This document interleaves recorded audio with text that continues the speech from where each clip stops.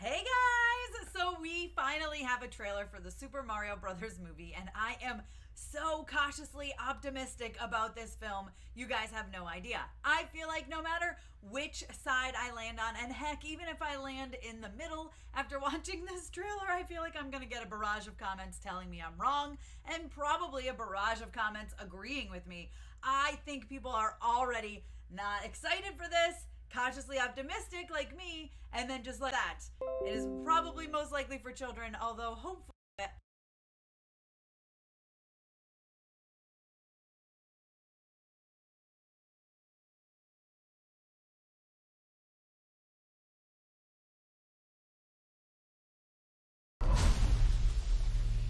Okay, I'm already like, ah!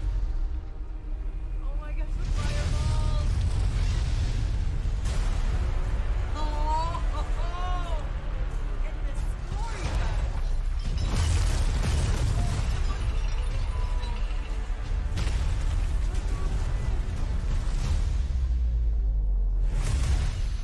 Behold, the king of the Koopas!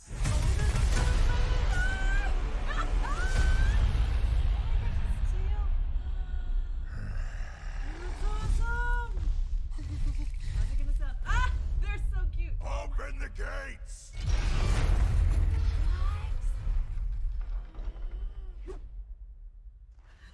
This feels so very Mario. Attack!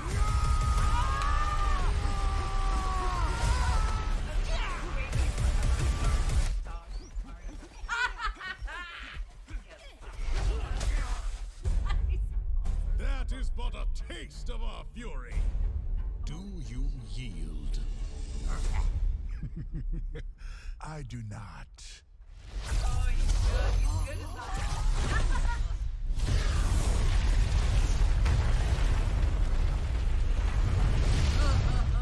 I finally found it. Now who's gonna stop me? Oh, it looks so pretty. Oh, I want to hear you talk. Come on. Oh, it's so pretty. Look at the pipe. What is this place?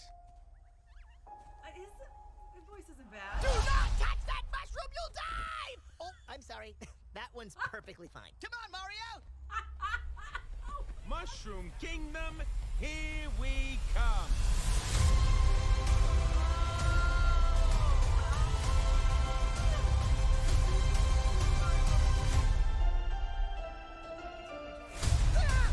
Ah, yes!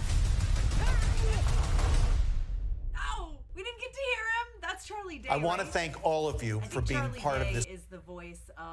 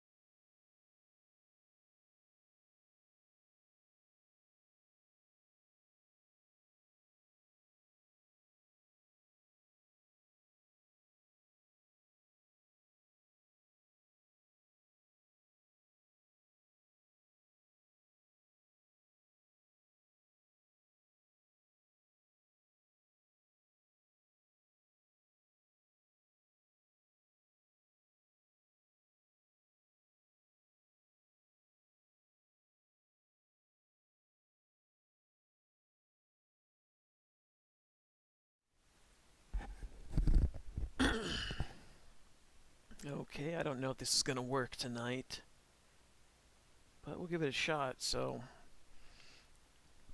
My connection has not been very good for the past 4 days.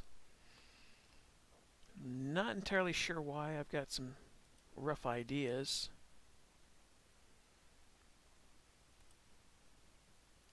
Let me try this.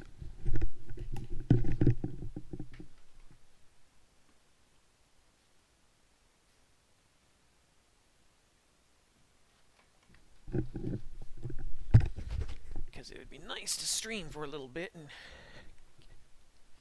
get this done.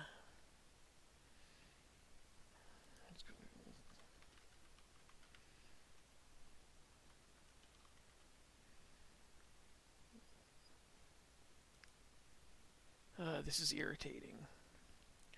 I think I know what's going on, but I'm not 100%.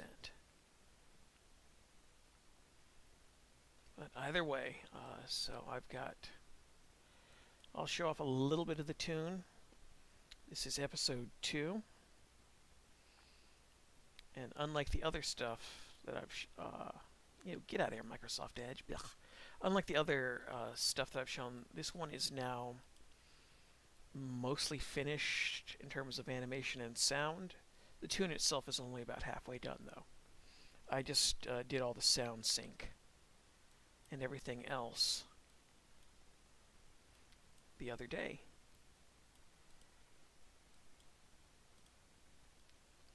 So this tune will hopefully be out in January. I'm just trying to finish off essentially what is the first half of the tune before I stop working on this for a while and get to other stuff, but I wanted to make sure I got this little bit done, and it was a little more animation intense than I was expecting. So I will stop this tune. I think 14 seconds into it, that way nothing gets ruined. Because I don't want, because the only people who can see the tune more finished will be my Patreon supporters. You know, if you pay a buck, you can see a little bit more of what's going on. But I'm also trying not to ruin the story. So, what little story there is anyway. So here we go.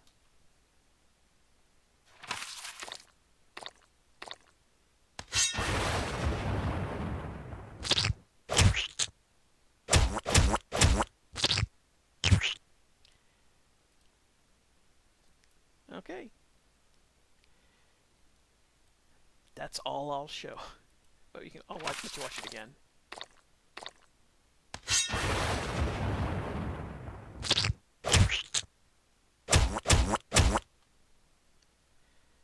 So yeah, I've actually spent the last week finishing up all this slime animation.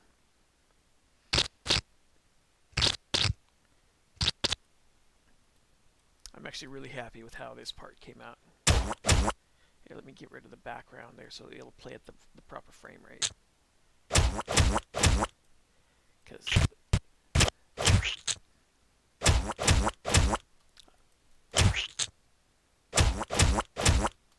yeah, I spent last week finishing up her hacking into the slime, and then I've spent most of this week animating all this stuff.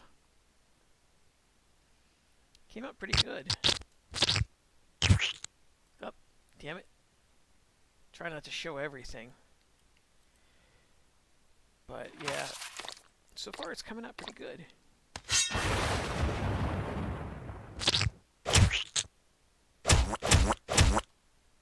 So that's been where all the hard work has been going.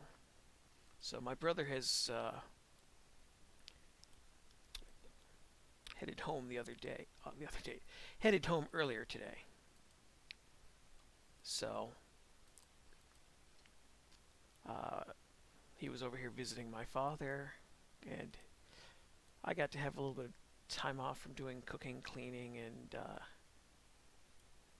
playing chauffeur, which was nice. The only problem is the connection has been ass. I think I know why though. Let me check.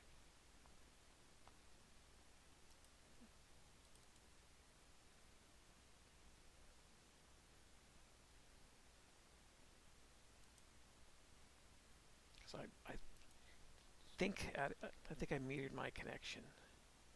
Use online.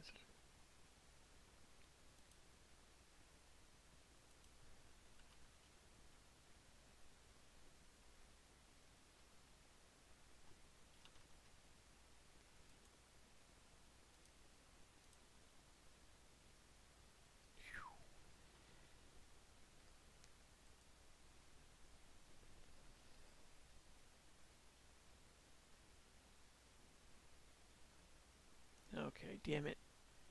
Just double checking, and then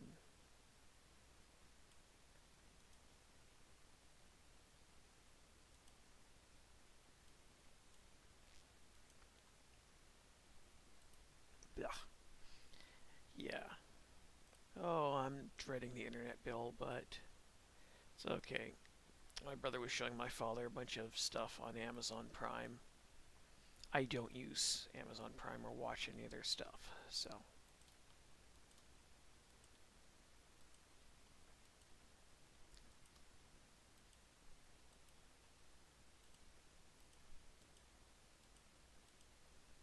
Just gonna put, so I will put one more frame in here, be done with this, and then I will move on. So I sketched out the setting for the next tune. So the next tune is, well, this one's called Slime Time. My next one is called Clerical Error. But I might change that title if I can find something that sounds a little better. Part of the problem is I keep having to look at titles that have some YouTube interest behind them. Because you can't, I'm still trying to play the YouTube game and get better at using titles that grab people's attention. And the term, and since using the phrase, using the word slime time, that is connected to other weirdo stuff that I have no clue about. I want to say it's Nickelodeon based, but I don't know because I don't remember any of this stuff. But here we go. So this tune is just roughly halfway finished. I've got one, two. I've got 3 shots left, and then this will be done. Well, it'll be halfway done, and then I will stop working on this animation for a little while and get to doing other stuff. Because I still need to do the TF2 tune that I stopped doing because I've been having more fun working on this. But it's also me trying to plan ahead just a little bit more. Because I don't know if I'm going to have time to do the Halloween tune this month. Doesn't mean I'm not going to try. But it does mean I will probably condense my approach just a little bit. Let's see, there's one. So yeah, I caught the Super Mario Brothers trailer that Nintendo released the other day. And I was pleasantly surprised by it. It's enough of a teaser to give you an idea of what the story is. Not too much. You get to hear several of the characters talk. I'm laughing at everybody freaking out over Chris Pratt's voice, saying it's bad, it's flat, it doesn't fit. It's a fish out of water story, guys. I know everybody loves Charles Martinet, and I do too. And I'm happy he's listed in the credits. So he's got some kind of a role in the film. But watching everybody freak out over this is very weird. It's a movie. You hire actors to do it. I know everybody wanted Charles Martinet just to be the voice of Mario forever, but he's been doing Mario now for about 25 years. Actually, no. 1996. Almost 30 years. It's a long time to voice a character. And unfortunately, I know how things work in the movie industry. Sometimes you gotta let the voice actors from the games step back and let a bigger celebrity do it to draw in a few more dollars. But seeing everybody freak out over it the way they are is very weird. Because there's, oh my god, you actually did a shit job at this. And then there's, oh my god, I think you did a shit job at this. But I'm going to treat my opinion as as the majority. No. That's the exact type of Reddit tier mentality we need to try and inch away from, I think. But, everybody's guilty of it. I just think we can ease off of it. And if the movie's bad because of his performance, we'll see. I don't think it is going to be. I think we'll just have to wait and see, and it'll probably take people time to get used to, because it looks like they're just doing, as I'm seeing other YouTubers say, this is just an isekai. Which, to be fair, to everybody who's older, who remembers the Mario Brothers lore from the instruction manual, it kind of always was that. But either way, we'll see if people are willing to get over themselves. I just know it's a very popular thing on the internet to do right now. Just hate Chris Pratt for God knows why.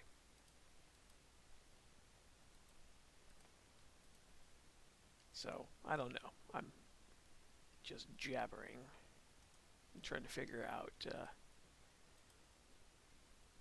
if this is just people doing what people always do, where it's something new to be upset at for the moment, or what. So,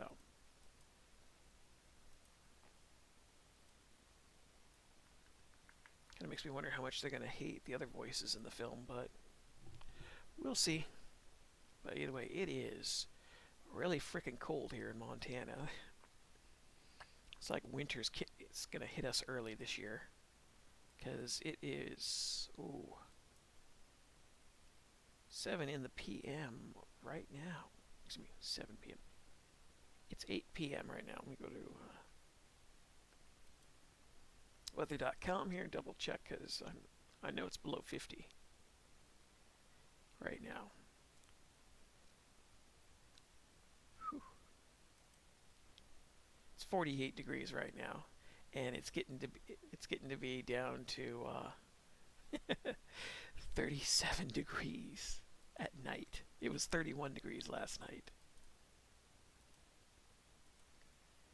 So I'm laughing a little bit at that, but at the same time, so the heating in the house is not turned on. Because when we got my dad out of the hospital, the same day we got him out of the hospital, it turned out the water heater exploded and flooded the cellar. There we go. I'm trying to get a little bit more of a sense of urgency with grabbing the mushroom. I think there might be a little too much animation, though. There we go. But as a result of it, we were told by the plumbers to not turn on our heating unit until one of them comes to check things out.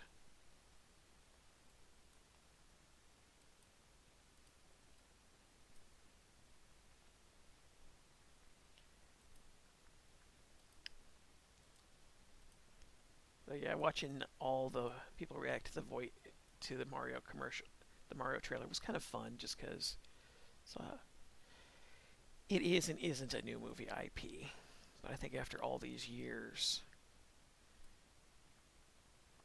of superhero films, it's nice to see people getting excited about something a little different, even though everybody knows who Mario is and all that stuff. That's why it's hard to make a film that will fail. But I think they're just going to do the standard fish out of water story for this, which is fine. That's probably how they should do it. All right. So, next thing I'm going to do, outside of this, I'm going to, since I'm feeling a little lazy, part of which because I have not been sleeping well for a month. I have a feeling it's because my stress levels were very high for a long time, and then things have finally calmed down some. Only a little bit, but a little bit is better than none. But the problem still is all the crazy shit that has happened is I'm pretty sure that's kept my body in a level of high stress. So I've had several days where I was averaging probably 4 hours or less a night of sleep. That's really awful. Don't recommend that to anybody if you can do anything to avoid it. So I've been working on getting myself sorted out just a little bit. There we go. You'll notice that it's a little crooked still. Here's a peek behind the curtains here. You can see where the hand is grabbing is over here, and then the stem of the mushroom is over there. So I will fix that manually by doing this.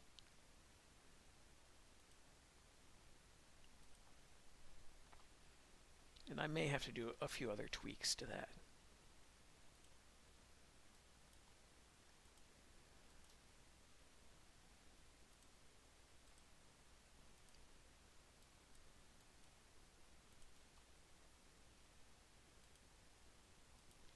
But yeah, I've been crazy stressed for a while, and it's nice to things have mellowed out, so I'm sleeping better but not great.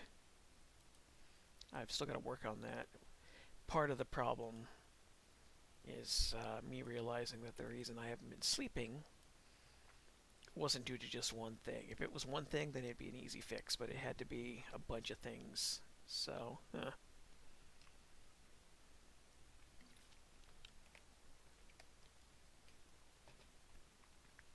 So since it's a bunch of things, it means having to correct a lot of things at once in order to sleep a little bit better. Because I've had two problems. The first problem is falling asleep. I've actually had to learn how to relax all over again in life. That's not an easy thing to do when you've been in a high stress situation for so long. So I think I just became so used to the stress that I didn't think anything of it, and it just became normal. And that's not good. So I've been learning how to relax a little bit more. Then I've had to do the old man thing where you set a bedtime and stick to it, and then you have to set a time that you wake up to and stick to it, and you have to do this for a few weeks before it becomes natural. In my case, I've been going to bed at roughly the same time every night for 2 weeks now. I've been trying to wake up about the same time. I go to bed about 11, I get up about 10ish or so. I'd love to get up earlier, but because my body unfortunately still is not resting all that properly, I've got to just do it little by little. So the nice thing is once it gets to be about 9 o'clock now, I'm starting to get tired. And it's natural tired, it's not exhaustion. It's just me realizing, oh, it's getting time for bed. So, here's me getting some medication set up for myself.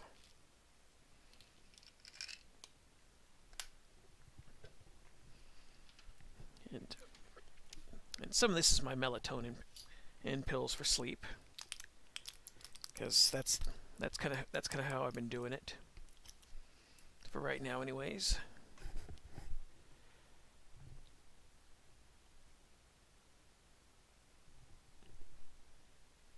So I'll just take this and get back to art.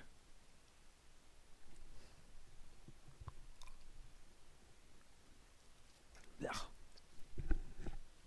Sometimes you taste this stuff when it goes down.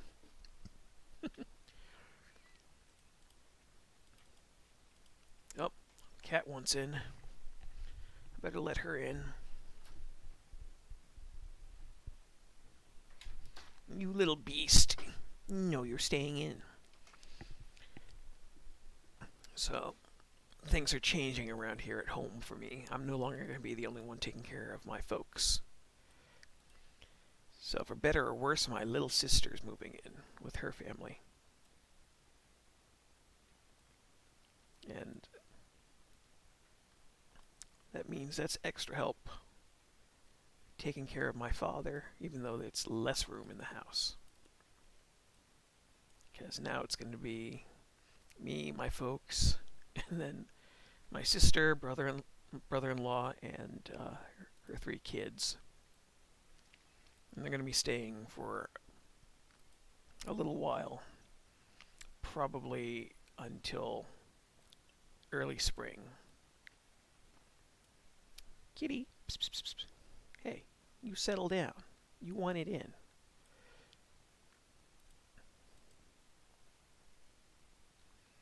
And that's good. My father, when he was in the hospital, that was one thing he was finding he was really missing, was his grandkids. So my other sister stopped by with her kids and husband for a little over a week a while ago. My brother just stopped by. He'll be back in springtime with his son, and they can visit again. And then we'll have my sister here for winter. So it'll be some extra people in the house. So actually getting the heating here sorted out would be nice. Unfortunately, the way things are where I live, there's only a handful of plumbers, and the plumbers are the ones that have to do the work. Yep. Yes, I see you, kitty. Jeez.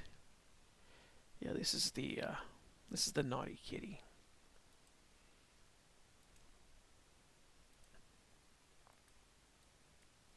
But we'll get things normal here.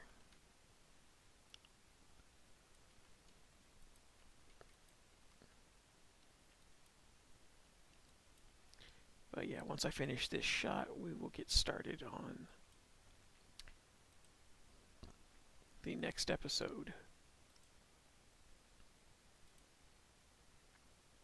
Yeah, it's still going off. Center, come here, you. Oh, kitty, you need to relax. Yeah, this is the neurotic cat.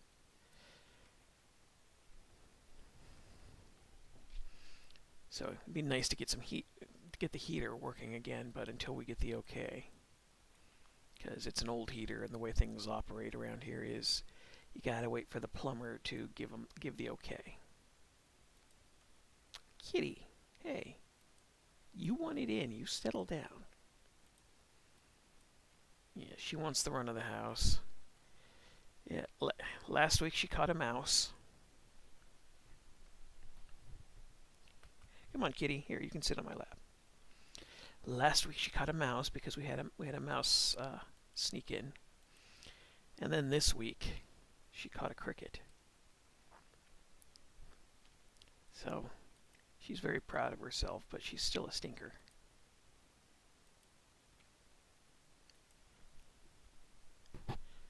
Yeah, you're a stinker. You settle down.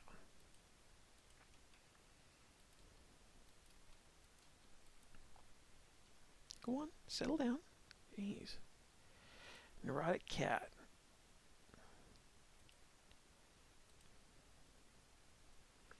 She's not as good of a lap kitty as I'd like, but she's only sitting on me because she's crabby.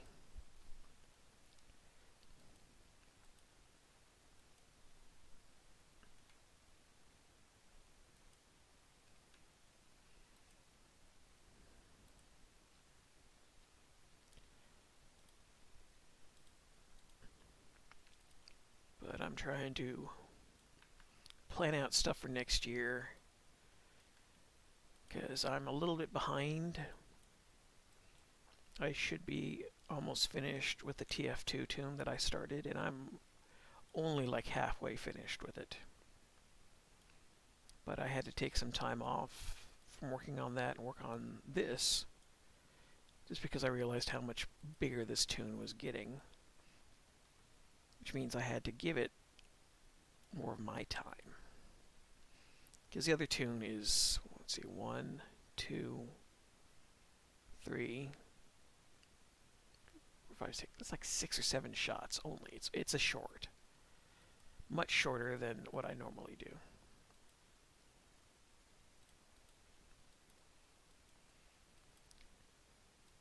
But but that tune is very special because it's all me doing one joke for like 30 seconds.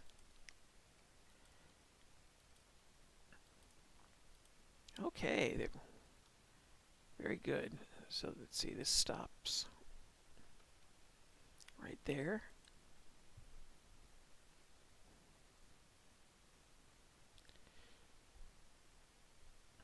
So I'm estimating this tune will be at least 45 seconds. And now, because I'm trying to get better at using the camera tool, among other things, it's okay. You can relax, you silly cat. You don't need to freak out.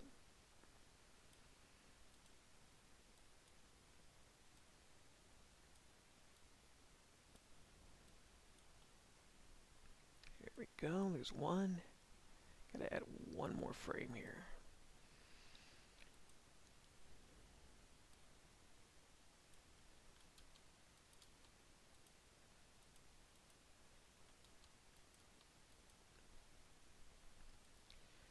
Let's see. So the camera tool, I'm still trying to get better at this. I like it a lot. The tint. Darken this just a smidge. There we go. Feels like it's still a little too much animation.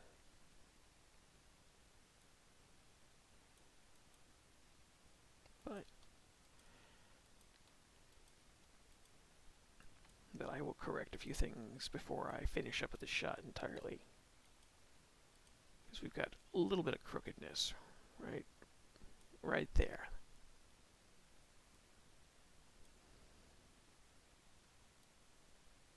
Oh, jeez, kitty, ease up on those claws. Hey. You ease up on those claws. I don't like claws in my leg. Here we go. So, here is the camera tool doing its thing.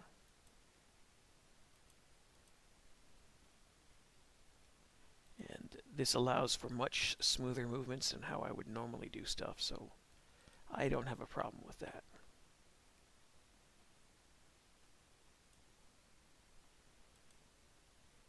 That's not what I want.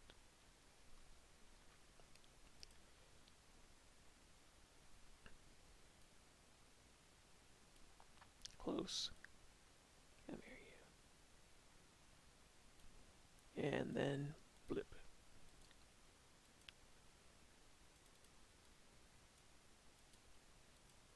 Yeah, you can see I've still got that gap there. I will fill that in later.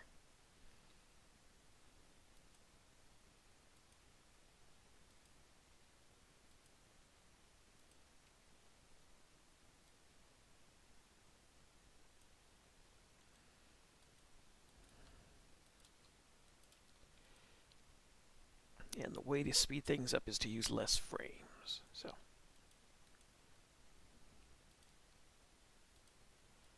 or you can, I need more of a whip to this. It's, I'm essentially doing an Evil Dead camera pan. So step one is you just take your bottom layer here like so and stretch it out.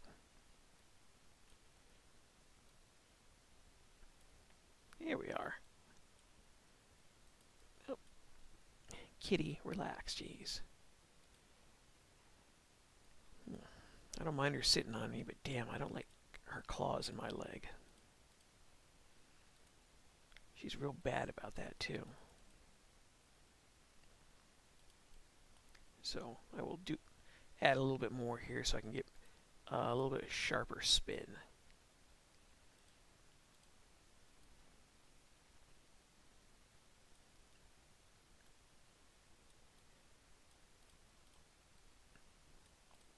Yeah, the one movie reaction I saw, I got a question why people watch this guy.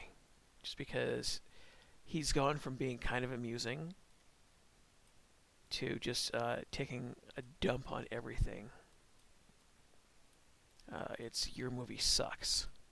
Because I remember he got pretty famous for his Walking Dead criticisms, and he had lots of interesting points to make about that. But damn. I've seen him give good classic movies a begrudging C-, and I've seen him just nitpick the fuck out of stuff. I kind of realized either he really doesn't have anything to say, or he just realized his business model is taking a shit on everything, and that's all people want to see. But I was watching him bitch about the animation, and that was kind of weird because he's not an animator. I know he's not a director. He was complaining about Bowser's animation being too overdone, and I don't know if he realizes this, but this is a cartoon made for children. That's how it's always been done. It's always been over the top, so it's something kids can enjoy without getting too scared. But it kind of makes me miserable listening to him talk now, because I enjoyed him watching the Neil Breen stuff and some of the other bad movies, but seeing him tear up good movies for no reason, that kind of sucks. It's like watching Gene Siskel do his reviews back in the 1980s. Because Gene Siskel was kind of a worthless film critic. He was more charismatic than Roger Ebert, and that's why people liked him. At least that's my theory. But the problem is, Gene Siskel was kind of an idiot. And when he didn't like films, he would always find strange reasons to basically go after a movie. So one of my favorite examples of this is when his review of James Cameron's Aliens. And this has been a classic film ever since it came out. And he gave it, I think he gave it a thumbs down and said it was so-so. And Ebert loved the movie, and we're here to watch these two guys butt heads over their reviews. And Ebert's like, how could you say that? This was such a great movie. And Siskel starts nitpicking, and he starts just finding mundane, banal things, and then finally he says what he didn't like. He didn't like seeing the character Newt being put in harm's way. You're not supposed to like it. It's part of the movie. It's part of the story. They had that excellent story where it's even though the third movie ruined the franchise and it never really recovered, the second film outdid the first one in a lot of little story ways. I found. This is just my opinion. So feel free to call me an asshole if you don't agree with it, because God knows we all do that. But the second film did something very interesting where it didn't try to be the first film all over again. It had enough stuff that was similar to it, but it had all those interesting little character moments and character arcs. And the thing I love the most about the second film is Ellen Ripley's character arc. You see her go from broken and traumatized at the start of the film on multiple levels. On one hand, she does not trust, the android Bishop, who's a really great character on his own. But the other thing And that was something Cameron added, is you find out because she was in hypersleep for so long, she never got to be part of her daughter's life. And the film very cleverly addresses everything. So she gets to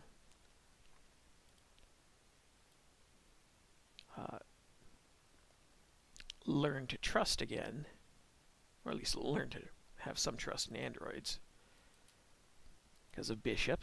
And then she has a surrogate daughter, Newt, and it's so well done. And I don't know if it's because because Siskel had his head up his ass, because he did. Oh, damn it! I'm trying not to give spoilers.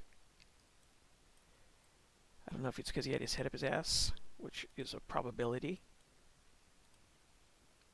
or if he just couldn't appreciate movies the way Ebert could. And even Ebert, I'm not giving him a pass on everything either. So, because watching these two freak out in the 1980s over slasher movies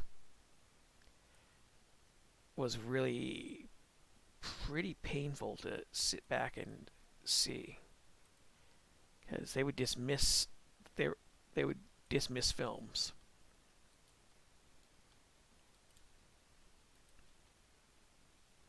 There we go. Got a little bit of a spin.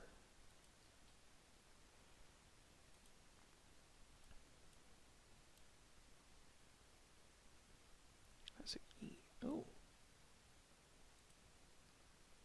Okay. Well, then I won't fit. I'm looking over my settings here and try not to fuss with it.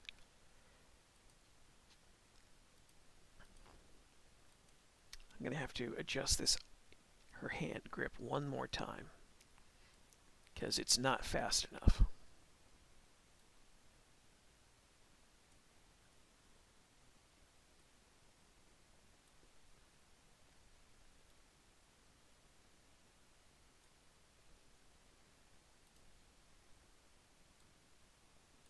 Very good. And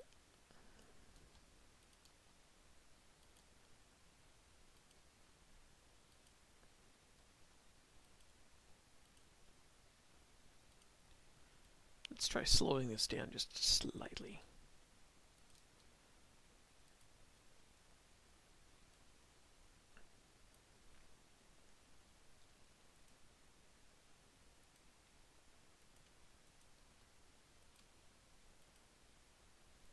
Okay.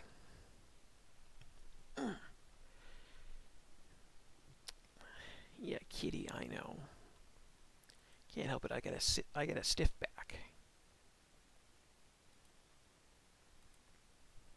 Yeah, I had to move over.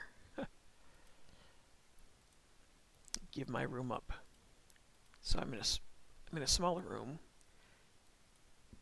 It always takes you time to adjust to doing things like sleeping on a new bed mattress.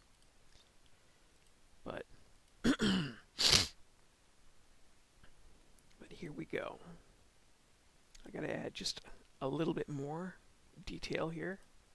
So I will add one more rock. And then I'm done with the shot.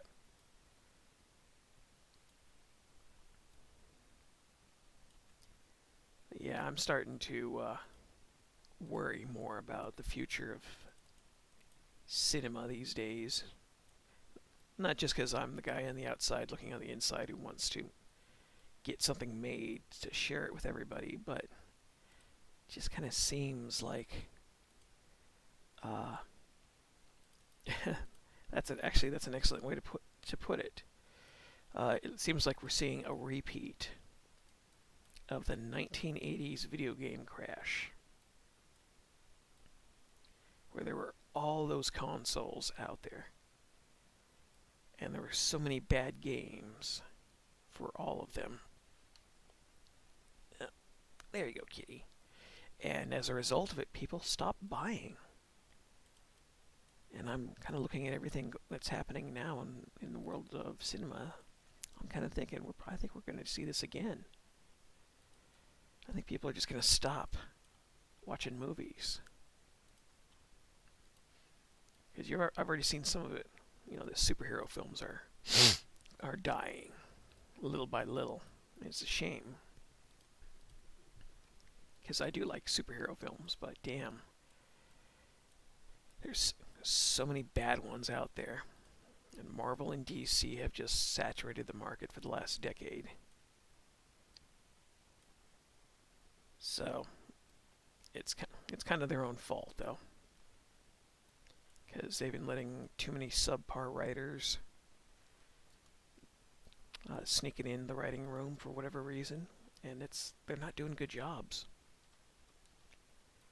I kind of wonder if we're going to see the same thing happen to the anime industry, because they're vulnerable to nobody is immune to this. Here we go. I think the last thing I'm going to do before I call it quits on this is we will adjust this. Damn, I feel like I might have a cold creeping in on me. Probably because the house isn't very warm. Yeah, we've been waiting all week for the the plumber to get to us, and he ended up contacting us the other day saying, sorry I didn't respond sooner. You're on the list. If I don't get to you this week, I'll get to you next week. And the problem is there are only so many plumbers in the area. And it turns out we get people like up to 60 to 70 miles away calling in for these guys. So there's scarcity for you.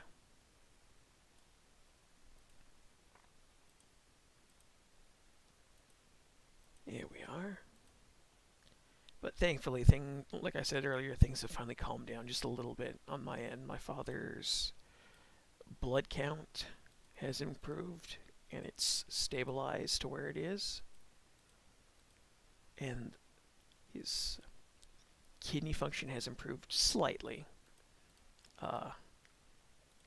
If it improves slightly again, then he'll be getting down to the point where his kidneys are actually improving, as opposed to just getting better a little bit and then staying put. So he's gone from acute kidney failure to having his kidneys only work at 50% to now having them work slightly more than 50%. I don't know. I'll find out on Monday. We've got another telemed meeting. So that means I got to go down to the hospital and talk to the computer monitor.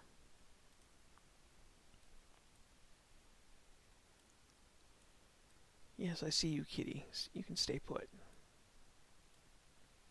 Try not to shift too much, otherwise she might get up and move around, and she's really bad with her claws. Whew. Let's go to 50%. And we'll check this out one last time and see how it works.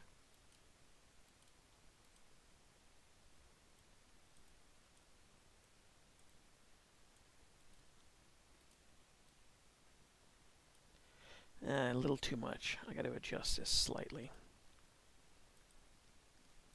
Yeah, I see what I did. I've had to partially abandon the 4-frame rule for this. So I don't like doing that, because that means more time spending on some of these shots than I'd like, but we'll see.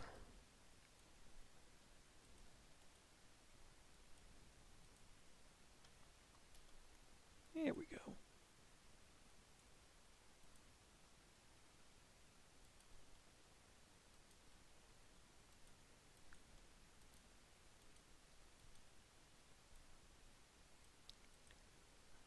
Come on, autosave. Don't be an asshole.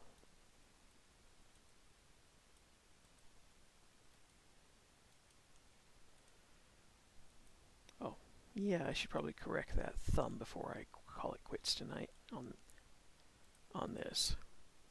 So the next thing to do is get started on number 3. So I was sketching out some of the settings. So what I'll do for the next tune is just get the establishing shot done. Since the next tune only takes place in one setting, well, these all take place in one setting, really.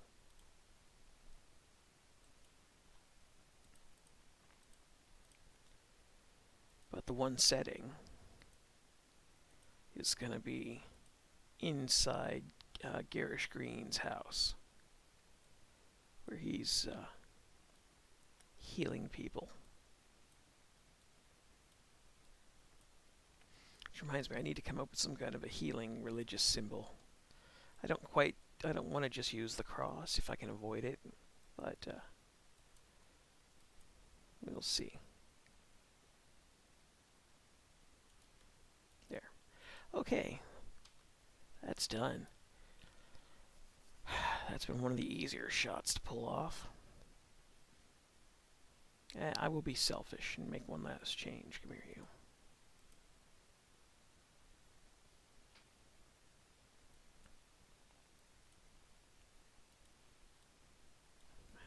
Not you. I don't want you.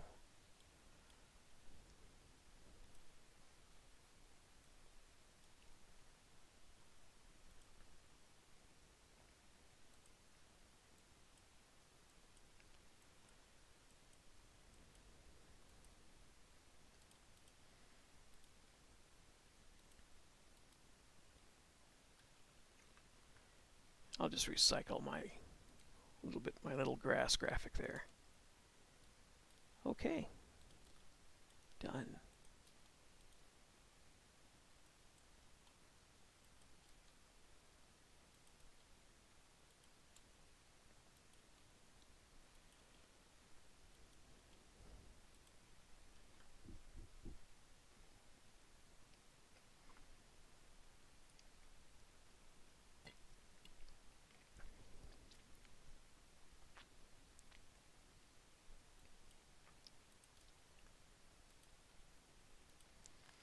I think I need to adjust that.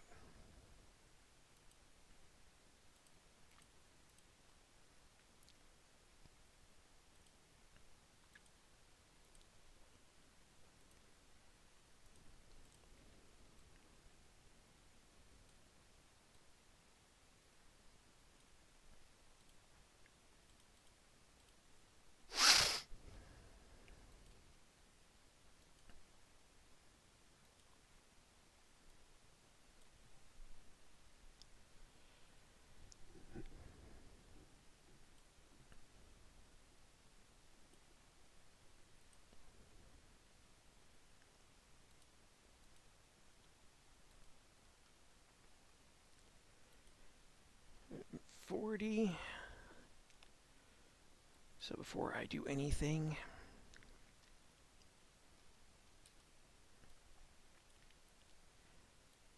I cannibalize my little opening graphic.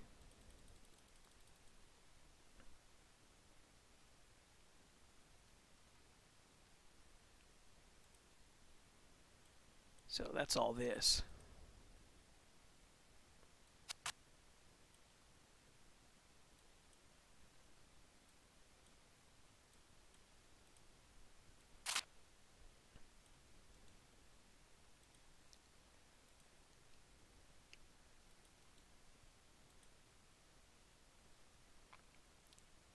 Okay.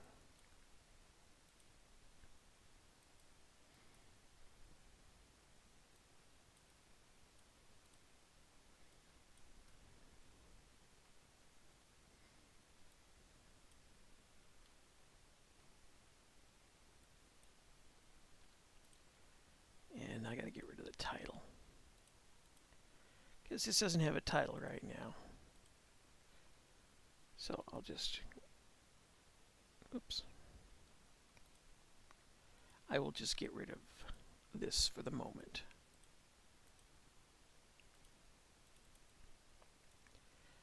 Okay.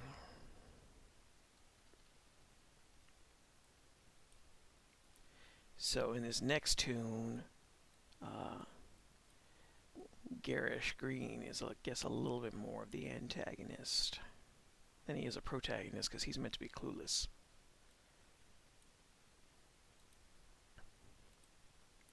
But what I always like to do is recycle some of my colors. Actually, I should use the colors there. So tell you what, we will just do this for right now.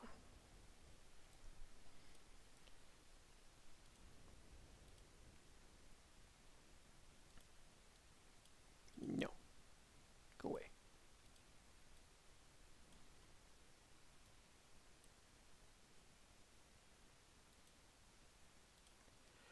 Okay. Double check my sketch pad here.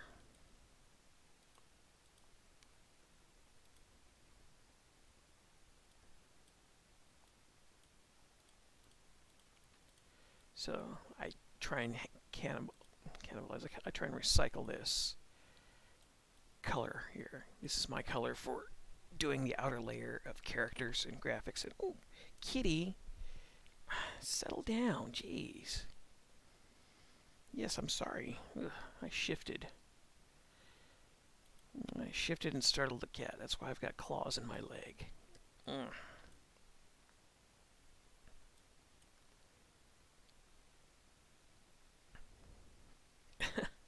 Okay, I'm sorry, jeez.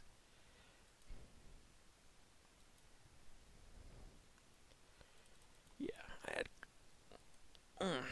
kitty claws in my leg. So, let's take a look.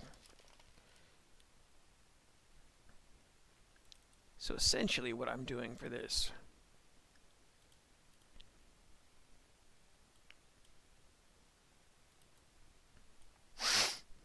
is we're just going to have a house here with some smoke.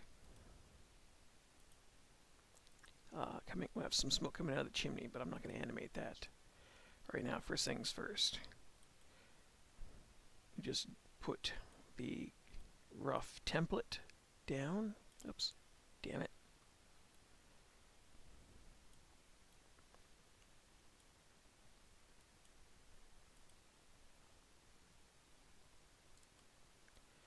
Okay. So I'm trying to improve my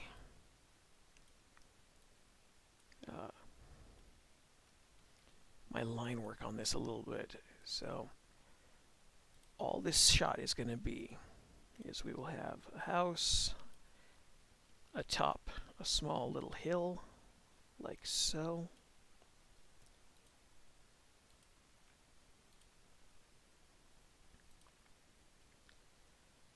And it'll have a little rock wall right there to there. I'm going to try and do the wall so it'll be a little bit more like the Irish rock walls. And I'll have some kind of a sign right there.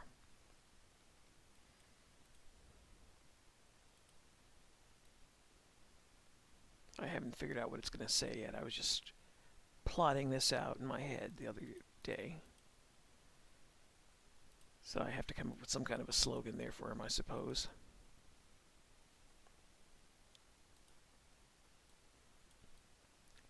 But there, we've got that. What else do we have? Looking at my crude artwork. Oh yes. I need well, I need to have the right color selected for that. But I need to have a tree of some kind right there. So we'll just be lazy and leave that there.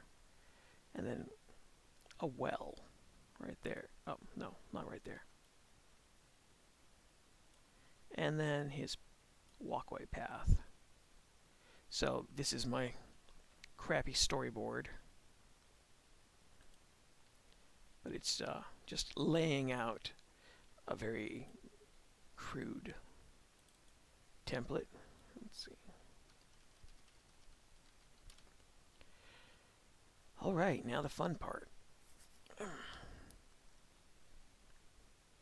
So this is done. Oh, don't need you.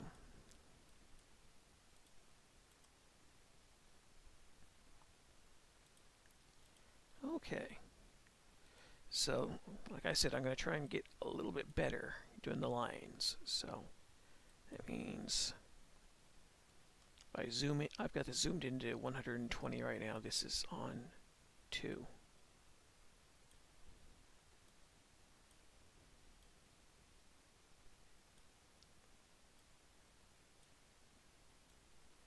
And when I add a camera to this later, it will zoom in slightly, although I may just try something else out. But generally, doing these types of rock walls are kind of a pain in the ass. I can only imagine how much harder they are to do in real life, though.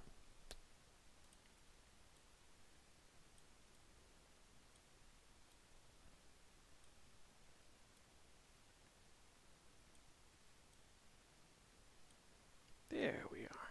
It's getting there.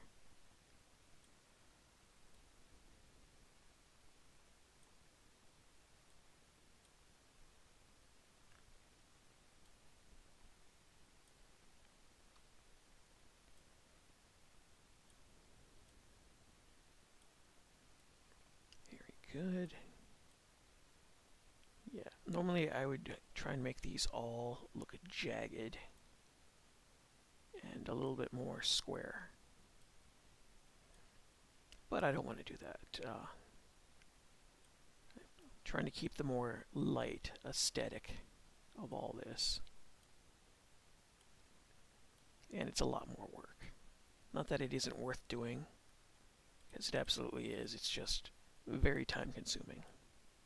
Yep.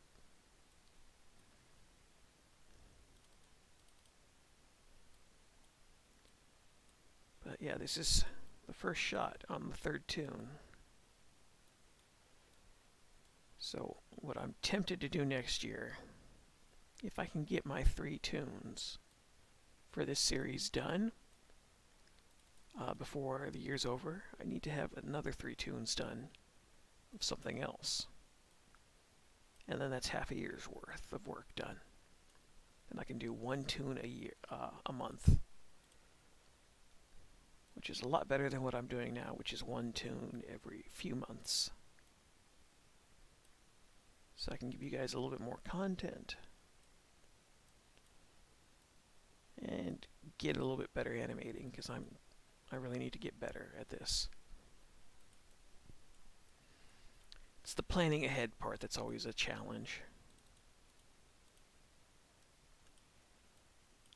because I'm trying to get better at doing stuff on the fly and in the back of my head. That way I don't have to sit around and do it all on paper, pencil, paper, or just have to storyboard everything else out at once, because there's a lot of life I'm starting to find in what I do. There's some more spontaneity that way.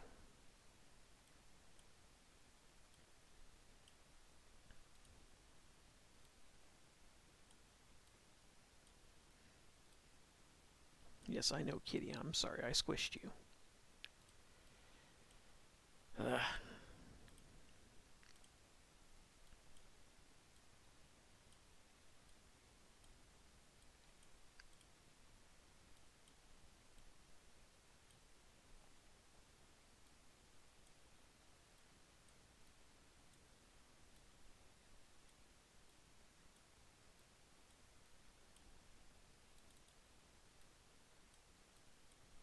Here we go.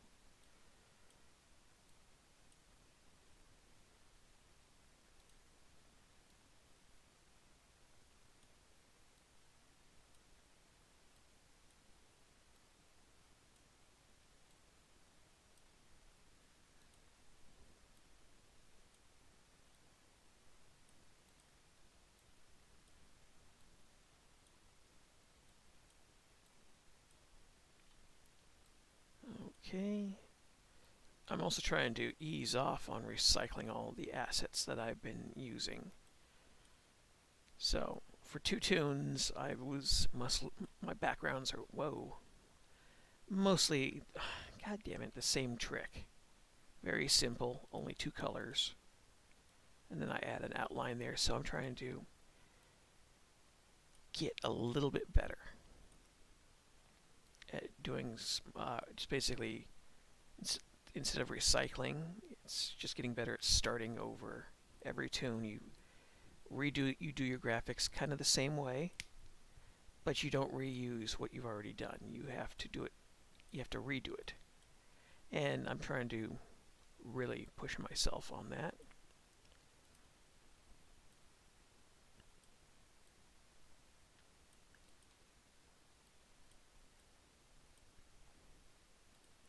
Let's see, oh, that's what I need. I need a few more of these. Got to get a few rectangle rocks like that. Very good. Okay. So yeah, you can see it only takes a few minutes, but it's kind of a pain. It gets to be kind of a drain because there's a lot of different ways to do this stuff.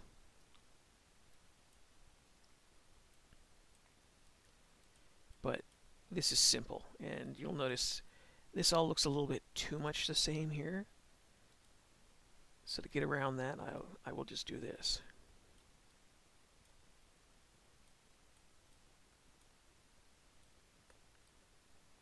Just sneak in a little bit of extra detail there.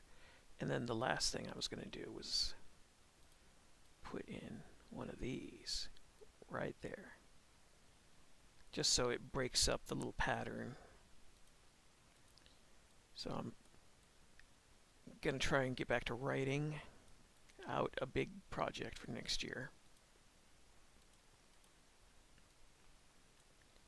Outside of Dollars of the Damned, I'm going to do a scene of that and see how it flows. Because I was thinking I could technically animate page 1, 2. Yep, you know, honestly, pages 1 and 2 are kind of that's kind of Act 1 by itself. There we go.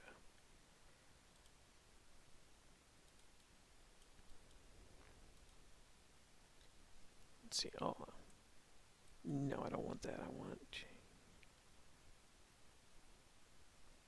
there. I gotta have the smaller brush. So I wanted to get some of that just to see how much life there is, because I could technically do half an episode of that and just let people see what it is I'm trying to do with it. Because the first 5 pages of it does end on a quasi cliffhanger.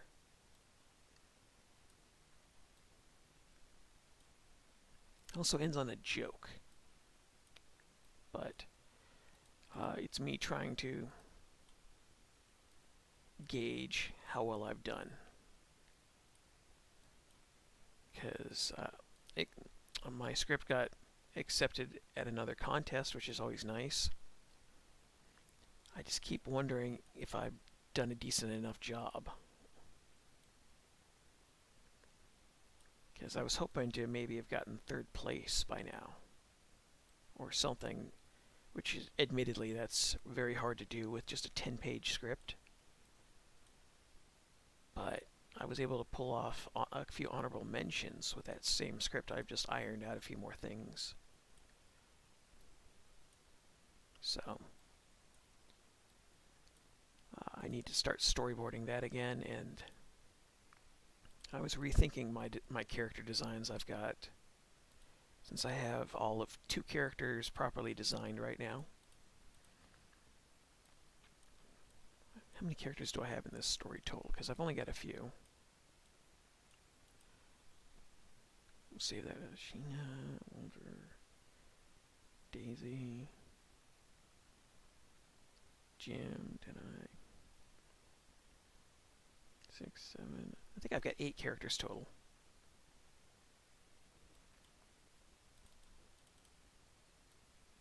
I'll have to go back and take a look at my 1930s reference material for fashion and design.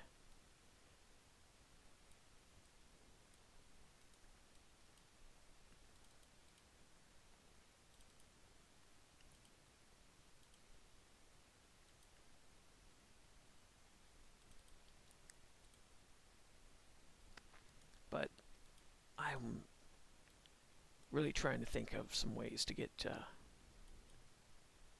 shrink this line down a little bit more. Really trying to think of a few new ways to get things going where I can quasi streamline my process without having to sacrifice too much detail. And I know that's always the problem with animation. It's picking and choosing where you want to put all that development time in production. And for a first timer on something like this, I have to be a lot more careful. Because outside of the animation, I've also still got a plan for the voices. And I'm kind of curious how much it would cost to get a professional actor to voice a few lines. Because I know they're paid by the hour. So, we'll see. I'd love to get David Lynch, even though he's still more of a director than an actor. I'd love to get him to do the voice of the radio announcer. But that's just me. And this is all me still speculating, doing stuff. Okay. Yes, I know, Kitty. I've just got to stretch my back. Okay. The wall is almost done. I'm going to just finish this off with big ugly square rock right there.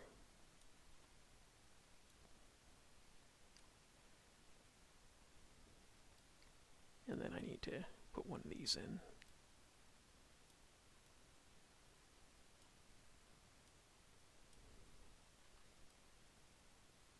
Okay.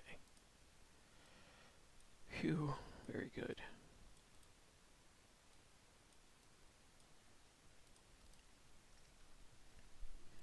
Okay, so we have the wall, exterior done. And so I guess I won't be coloring this since it took me too long to finish off the other animation tonight, but I can still do this. Yes, Kitty, I know.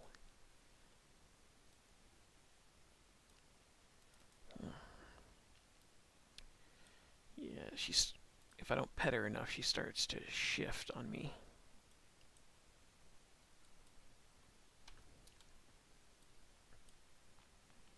Okay. There we go. So right there.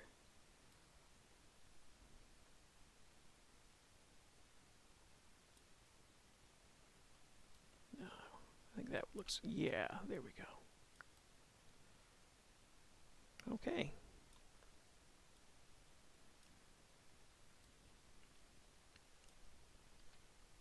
That is the first part of the background done. Kitty, stop. She's doing that thing where she gets upset. She starts kicking her leg at me because something's not comfortable, and that means she's got to get up, stretch, and walk circles around my lap all over again. Well, come on, Kitty, just stay put.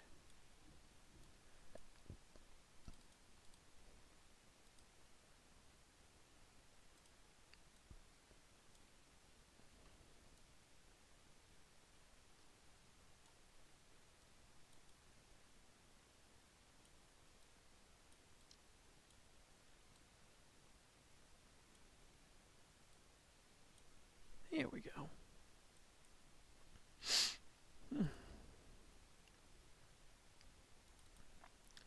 Okay. that is all done. Now the hard part is I got to do the house. So let me double check my reference, because I think the easiest way to do this... Oh, first I got to get rid of that because it's distracting. See, this is 200. Let's go to 150. Easiest way to pull this off was to do the roof first.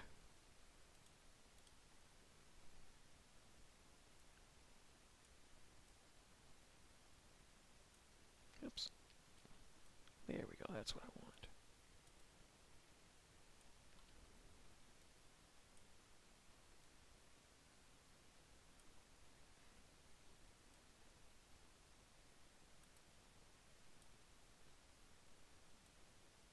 There we go.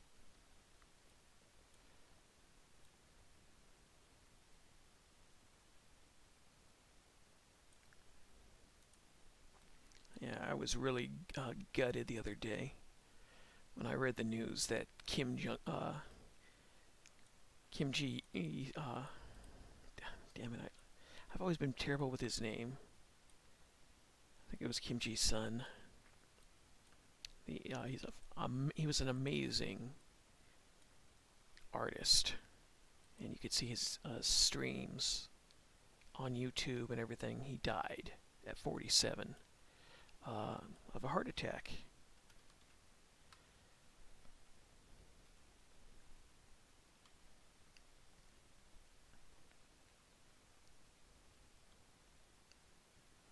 But he was, yeah, it was Kim Jung-gi. Oh, he was an amazing artist to watch. I'd only discovered him like a year and a half ago, and I could never stand to watch his art streams just because of the envy. Because I'm just watching this guy. He was so good at what he did, and on one hand, it's really inspiring to see someone do that. On the other hand, it makes you realize, shit, I've still got such a long way to go before I can start putting out the quality of material that I really want. But he was a phenomenal artist, and 47 years old. That's horrible, and it's sad. I feel sorry for his family because nobody wants to lose a relative, but damn, watching him work was as intimidating as it was also interesting, because he was fast at what he did, but he always seemed to have that clear vision. And well, now he's gone. It was geez, we lost Kentaro Miura the previous year, and we lost him this year. It's really awful, because it's not like there's another person who can do what these guys can do.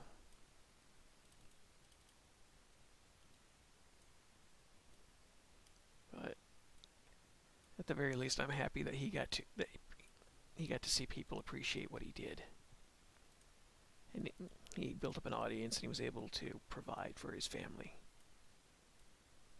Because not all artists get to do that.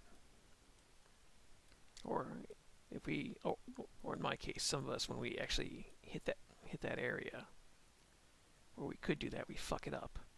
But that's a lesson in life. At the very least, I can say I learned. So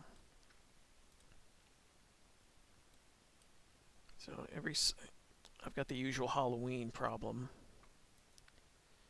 And that is, every Halloween, people who remember my old 2 Minutes of Terror series keep trying to find it, and I've only got the one episode. Hey, settle down, kitty. I don't need you digging your feet into me, because I don't want you getting claws at me. But I don't... hey, what did I say?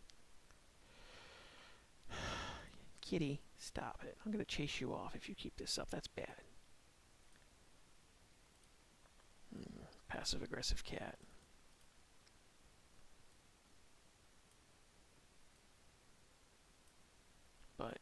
I don't have the original files anymore. And somebody gave me a link to them. And I don't have that link message anymore, so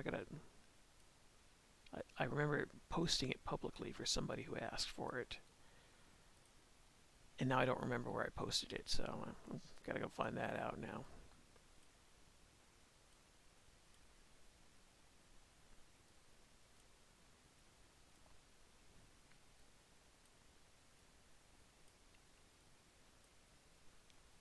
But I guess I might just have to redo those also. I'm just not very fond of them. I think I could have done a better job. But also, I've just been doubting myself a little bit more than I should. So now I'm a little antsy on doing stuff. So far, the last few months, I've had to relearn how to do things. Had to relearn how to relax so I don't stress myself out, and how I can actually get rid of some of the stress of it. Had to learn how to reanimate things a little bit more professionally, which is always good. But I gotta get better at using my time also. Yes, okay, kitty, thank you.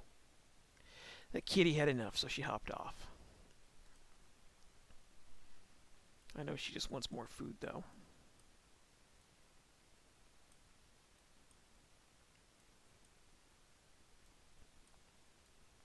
Oops.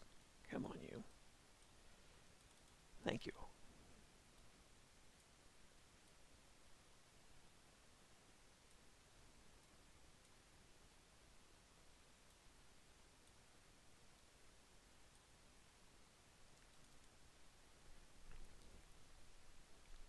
Okay.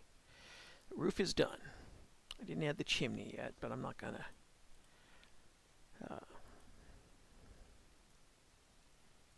No, kitty. Nope. You stay put. You have to stay inside, kitty.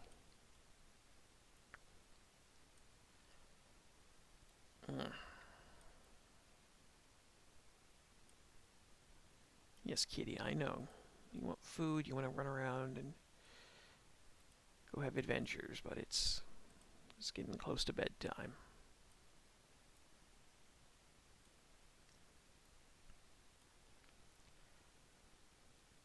Or at least my bedtime. I don't, I'm not the one that has to sleep at X number of hours a day like you. But there we go. Okay. Yeah, it kind of looks a little bit like an old McDonald's. I was thinking about that when I was designing this. It looks a little bit like an old McDonald's restaurant, but it's okay. I'll make it work. Because I'm almost done. Because it's just supposed to be a small residential building. And since I need to get better at designing these things anyways, because I've always been, one of the areas I've been weak on is architecture. But I think I can make it work. Let's see. And to save myself some time, we just do this. Well, that is what I want to do. I just don't want the line that thick. I want it more like that.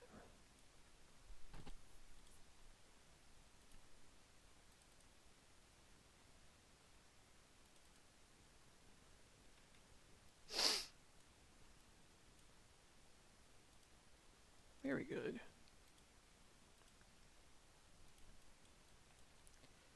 Yeah, the very crude architecture type that I was looking at this. At best, I could say it's quasi-English architecture. I forget what era,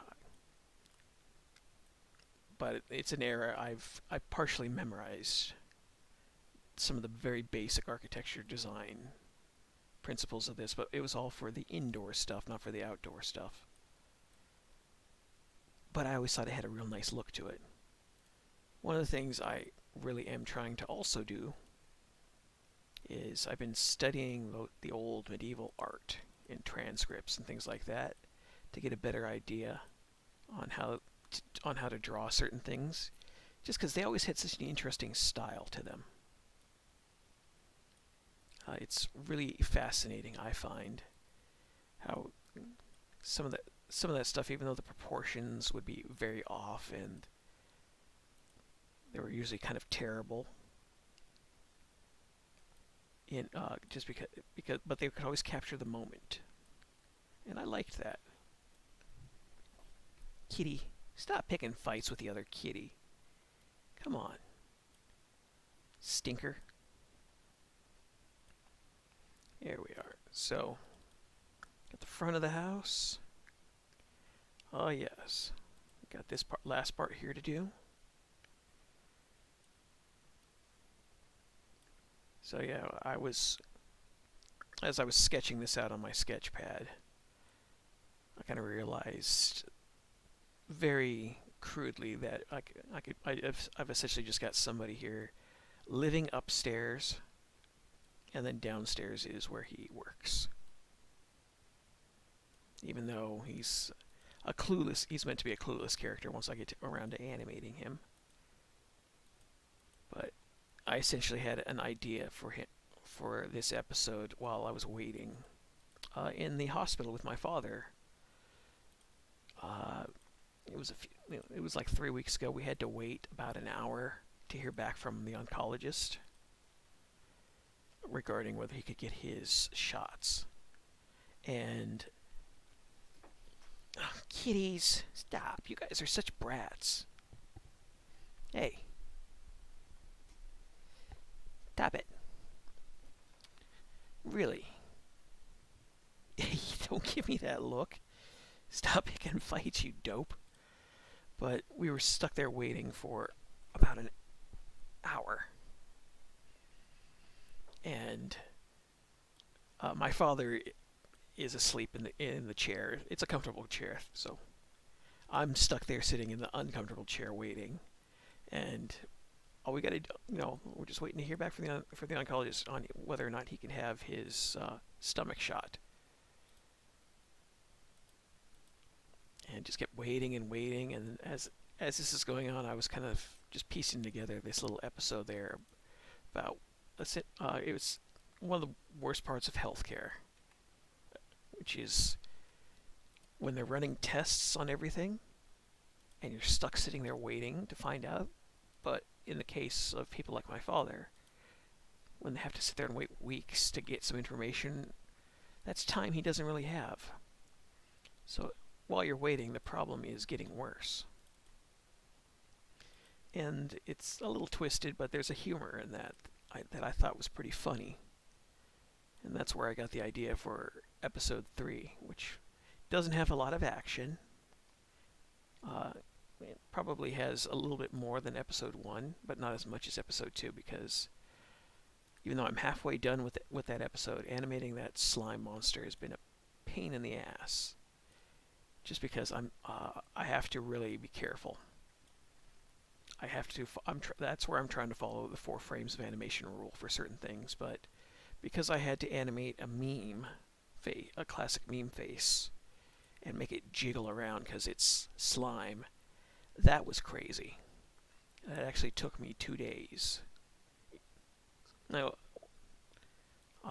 I wasn't working I wasn't working like every minute of the full 2 days, sadly. But that was my animation time for those full 2 days that I had to spend on it. So I like how it came out. It kind of made me realize something with these tunes. And it's a good thing. You can watch them, and you don't really if you watch them for the first time, you don't know how they're going to go. You don't know. You can't just say, "Oh, it's going to be one of these tunes." So I'm happy I seem to pull that miracle out of my ass. Because, if you can watch something and you know where you can see the direction it's heading.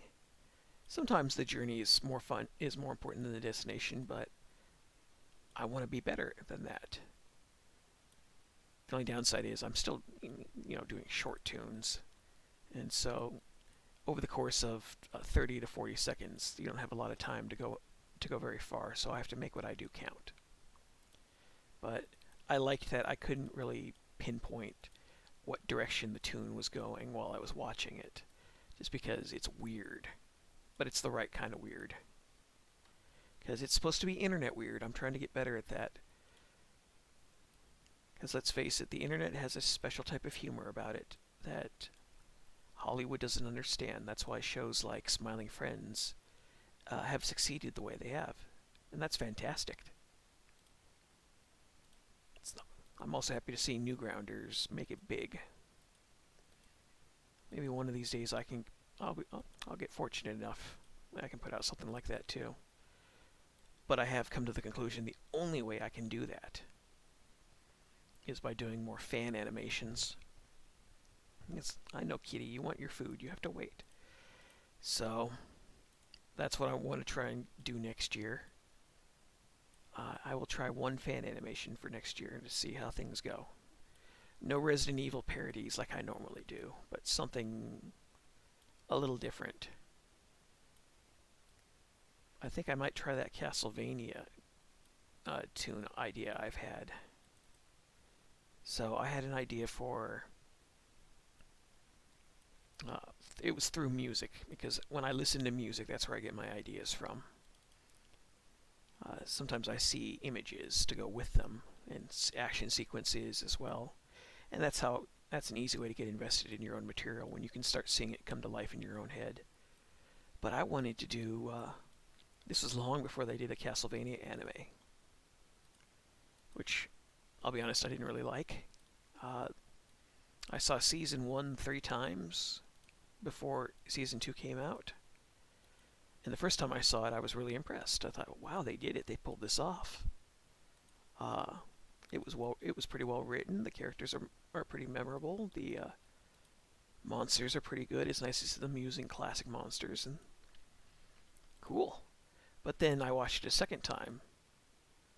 Oh, Kitty, you can wait. You can wait. You'll get your dinner in a little bit. The second time I watched it, I wasn't as impressed. Kitty, stop. You're not going to starve. Sorry if you can hear the cat yowling. She wants out. She has it in her head that there's exciting stuff going on downstairs. My folks have already gone to bed, so she's a little out of luck, but I didn't like it. By the time I saw the Season 1 a third time, just out of curiosity, I started to catch what I would say is bad writing. And in this case, the bad writing came from the fact that a lot of the conflict was done through shortcuts.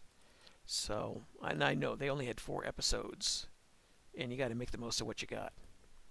And I think they did that, to be fair. But damn, they really... it was the story that they lost me on. So, they had Dracula, this big undead evil parasite on humanity. And his wife gets killed. And now he's a victim of the Catholic Church. And that was where I had issues with it, where if you notice in the first season, the only villain that they really give any time to is the Catholic Church. Dracula is like in the opening of episode 1, pops up briefly once or twice after that, and then basically takes out Alucard, and you don't really see him again.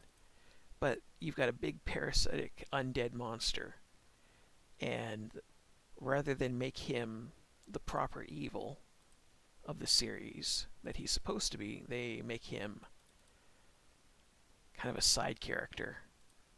And they just point out all the evils in the world came from the Catholic Church. That's pretty Reddit tier. That's not a good thing. I mean, I'm not going to defend the church for its misgivings, because goddamn, they've got a lot of fuck ups.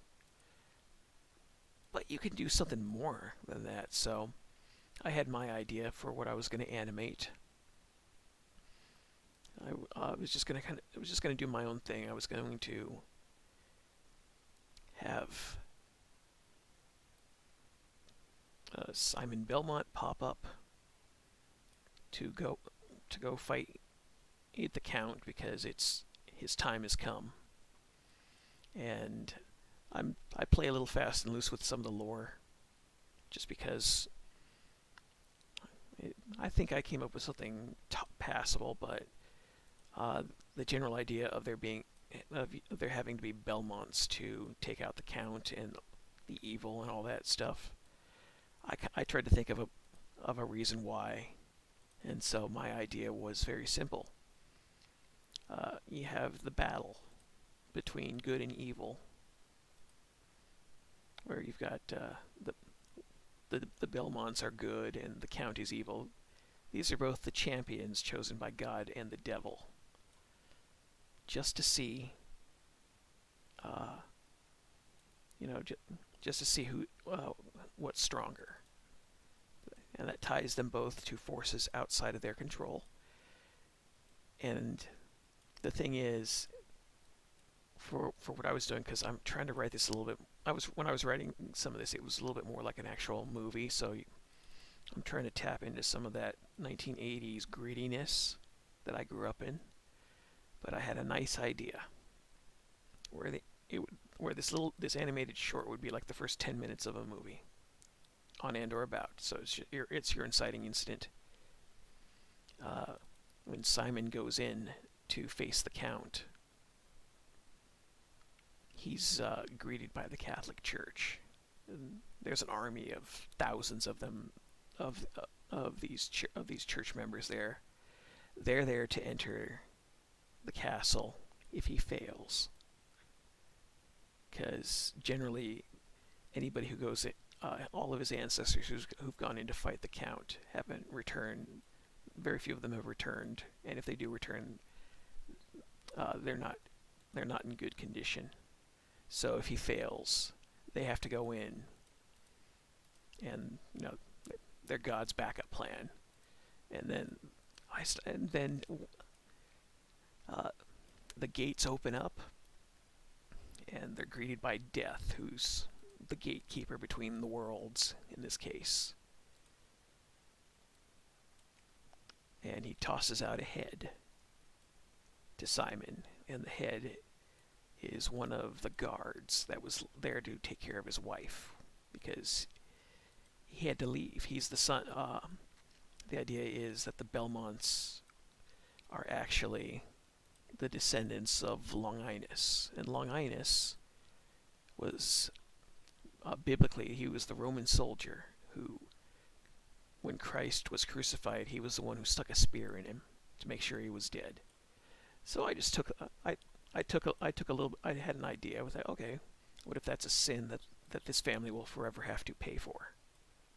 So they took, because of the sin of killing God, they now have to earn their place in heaven. And so they've gone from, as instead of being heretics, they're God's champion against evil. But every 100 years or so, the task has to be performed. So in this case, they have to go back and fight Dracula. But I also came across something very fascinating. I'm not really a biblical person, but I took a look at the name Longinus in Roman. And wouldn't you know it, maybe this is a bit of serendipity. The name Longinus in Roman roughly translates to long arm. And when you consider that the character is running around with a whip to destroy all the evil monsters, yeah, that works. But Dracula has Simon's pregnant wife. So he goes in by himself because he's the only one allowed to. If the Catholic armies try and get in through, Death will kill them, because that's not how the game goes. It's between the two champions. They're there in case everything goes wrong. So I got Simon entering a forest of slender trees and fog, looking for the castle, and you can't find it. And then there's eyes in the fog, and the fog all subsides, and all the trees he's in are not trees. They're all bodies that have been impaled. Since, you know, I'm taking some of the history there with Dracula, Vlad the Impaler there. They're all skeletal remains that are pinned inside pikes. And then the Count emerges from the fog, and I haven't worked out what kind of a personality would be interesting for a character like this, because he's so supposed to be... if you ever read some of the original source material, he's such a dead monster, where there's so little actually inside who he is as a person, because he's a corpse. While he can't really feel, he can still enjoy the emotions of others. So he's taken Simon's wife and tells him she's under his power, and I don't know if I want to do a grandiose speech of good and evil, or just something subtle. But whatever I'm going to do, I'll do it. But Simon asks to see the wife, demands to know where his wife is, and the Count tells her she's just out for a walk.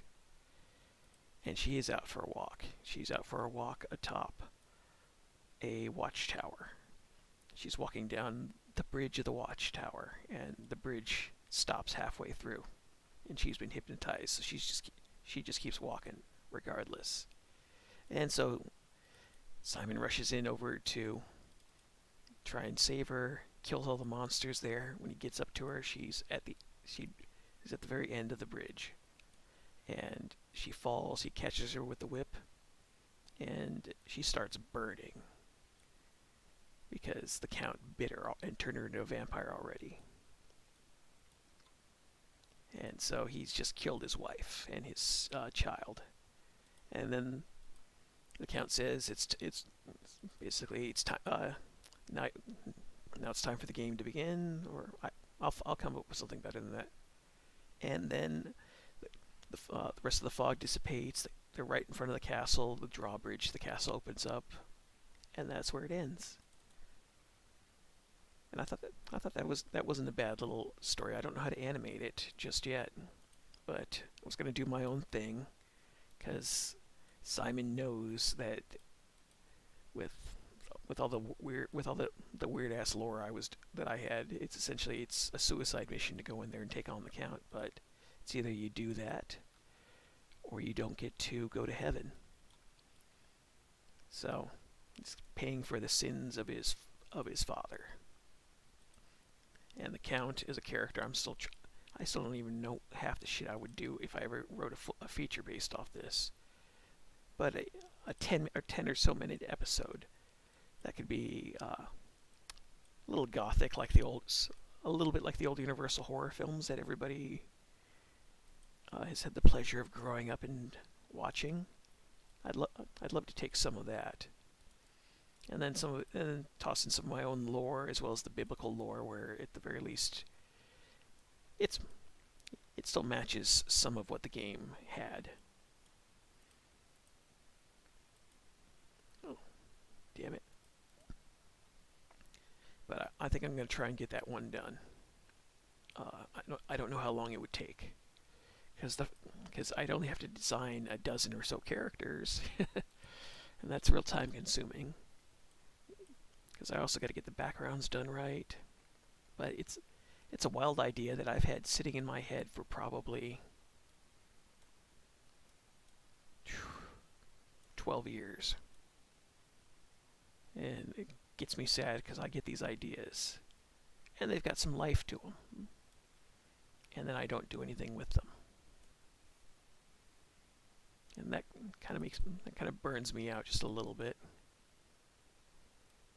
because I know I could be doing better. And now I'm trying to commit to that.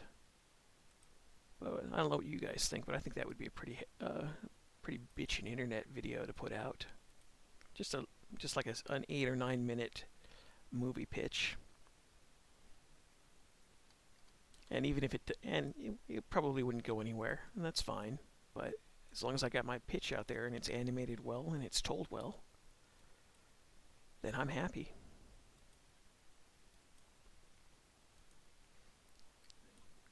Okay. Kitty, come on, stay put. You're being a brat. She's doing her thing again, where she's kicking. I don't know if she realizes this, but while I like having a cat sit on my lap, I want them to actually sit down on my lap and not toss and turn and get up and shift every 5 minutes. Okay, there we go. So, Kitty, damn it, what did I just say? She's getting tangled up around my headphones. Ah, Kitty. Jeez. But there we go. So there's the background for that tune. So the hard part is I've got to put a tree right there. I have not designed what type of a tree I want for that yet. I've got to put a well right there. I've got to put his chimney and a window right there. And as you can see, it's still a little big. But there we go. Let me just do this. All right. And that is going to be the opening shot for Tune 3. Give or take extra details here. I've got to have a background there. I've got to have a little house there. Then I have to have a farther background there made up of trees and stuff. But this came out pretty good. It's not perfect here. I'm trying to line this up here just a little bit more. All right.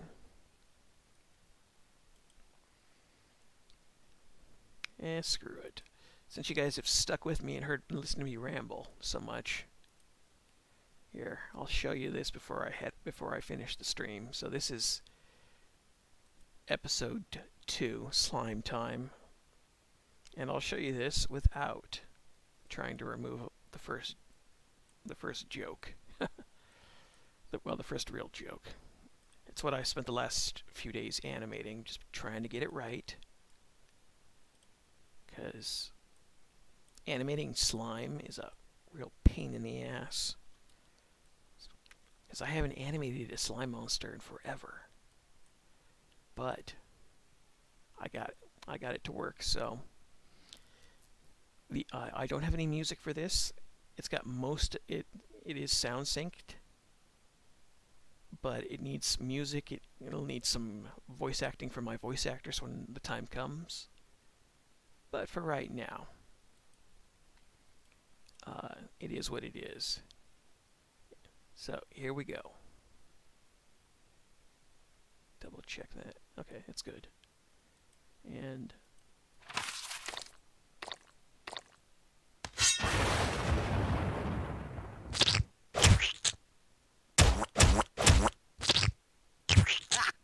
damn it! I forgot to do that, and I've got a blank frame there. Let me start over real quick. Sorry about that.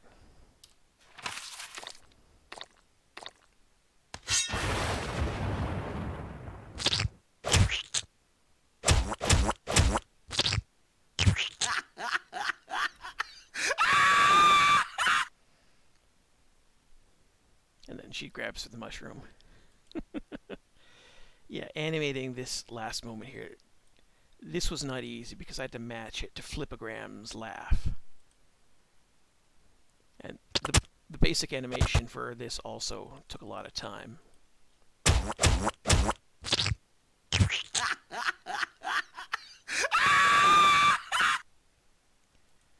So this shot here is just her reacting with anger and frustration. And then she spots the mushroom and grabs it. I will adjust this on my own time. But yeah, this took 2 days because at first I had to get the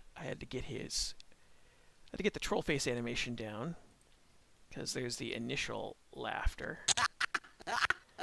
And then it gets bigger and bigger, and then we finally end on this. And then once I got all that done and I got it synced up, I had to adjust my frames, and then I had to add this layer in here. And then I had to add that layer, and I had to add that layer. Got to add the gleam to make it look like it's still slime. I'm very happy with how it came out. I don't know how good of a joke it is, but I still think it's random and it's weird, and that's part of what I was going for.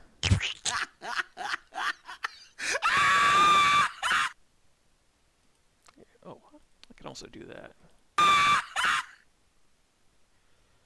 I've still got some more of his laughter saved because I have a few moments here where it's the character reacting to being mocked, which gets her angrier. And then I've got the bit with the mushroom. And then that's the halfway point for the tune. Because then after that, the tune has to take a turn. I kind of realized that for every tune I make, I have to have a twist. Where halfway through the episode, something weird happens to take it in a direction that you weren't planning on. So when I on the last one, Do Not Enter, it went from the halfway point was when she gets crushed by all the rocks that hit her at once. So in this tune, it's going to be something else.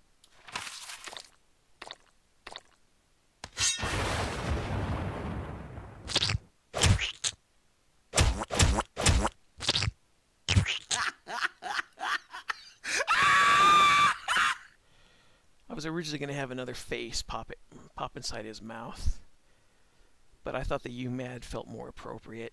So, either way, excuse me, kitty. Yeah, the first bit of the laughter here doesn't quite sell it, but it's not bad. It's funny. It's weird. This part was where I really had to do my best to make sure everything exaggerated. And was weird. That's why I've got the goofy camera movement for just this last section here. So, but either way, that is going to be it for this stream. Thanks for hanging out with me. I'll try and do another one on Sunday. We'll see how things go. Hopefully they warm up around here, but we're still stuck waiting on the plumber to get the heating taken care of. So. But other than that, thanks for hanging out with me, and I'll catch you guys later.